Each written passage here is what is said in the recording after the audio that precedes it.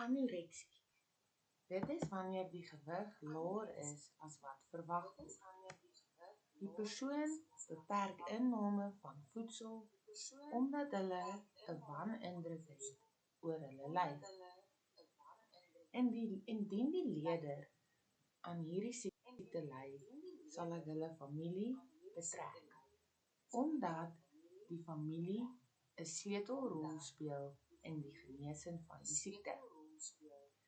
Ek sal soveel as moontlik wil leer oor die siekte, sodat ek dit beter kan verstaan, sodat ek die leier meer effektief kan help.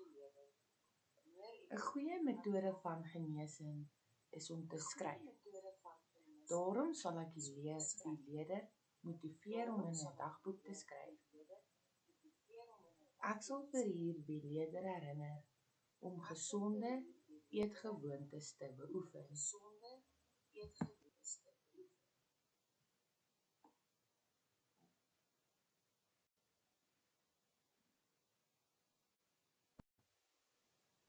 Onderrigstrategieë wat kan gebruik word vir die leer van anoreksie.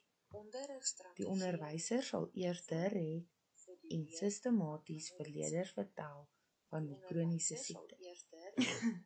Daar sal gebruik gemaak word van 'n gevalle studie wat vir leerders 'n goeie idee sal gee oor wat anoreksie behels. Leerders met groen temperamente sal aanklank vind by hierdie. Daarna sal daar van 'n vergelykende metode gebruik gemaak word. Leerders sal inligting na die klas toe bring wat advies of wenke gee oor hoe om iemand te help indien hulle ly aan anoreksie. Die leerders sal in groepe werk en 'n breinkaart ontskep op 'n plakkaat wat wenke gee oor hoe om iemand te help met die kroniese siekte. Die groepe sal dit aanbied vir die klas.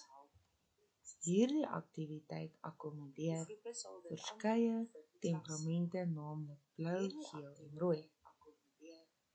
Die onderwyser sal 'n addisionele wenkelys gee wat handel oor hoe om 'n leerder te help met die siekte.